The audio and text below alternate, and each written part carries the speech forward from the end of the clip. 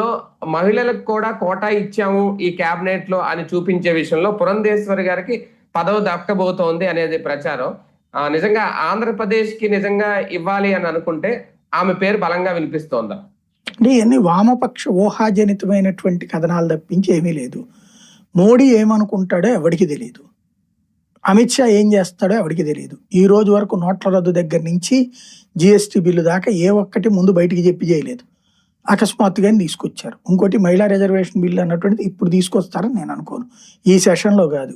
రేపు ఉత్తరప్రదేశ్ ఎన్నికలు అయిన తర్వాత లోపు డిఎంకేని ఒప్పించాలి. 2/3 మెజార్టీ లేకుండా మళ్ళీ తీసుకొచ్చి మళ్ళీ వెనక్కి తిప్పుకోవాల్సిన అవసరమే ఉంది. అక్కడ నియోజకవర్గాల పునర్విభజన, ఆ తర్వాత మహిళా రిజర్వేషన్ అన్నటువంటిది రెండింటితో లింక్ అయ్యి ఉన్నటువంటిది కదా.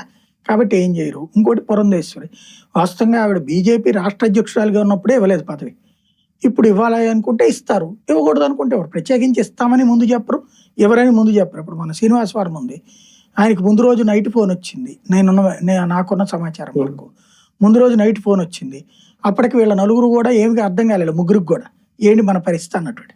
అప్పుడు ముగ్గురే కదా గెలిచింది, పురంధేశ్వరి, శ్రీనివాస్ వర్మ, సీఎం రమేష్, ముగ్గురే కదా గెలిచింది. మీకేమైనా ఫోన్ వచ్చిందా, మీకేమైనా ఫోన్ వచ్చిందని చెప్పి ముగ్గురు మాట్లాడుకున్నారు. కానీ ఎవరికి ఫోన్ రాలేదు.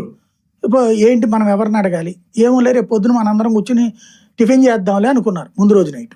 ఈ మాట అనుకున్న తర్వాత ఎక్కడ కలవాలో అనుకున్నారు. కరెక్ట్గా రాత్రికి శ్రీనివాస్ వర్మకి ఫోన్ వచ్చింది, మీరు రేపు పొద్దున ఎవరితో ఏం మాట్లాడద్దు, డైరెక్ట్గా రండి అన్నటువంటి.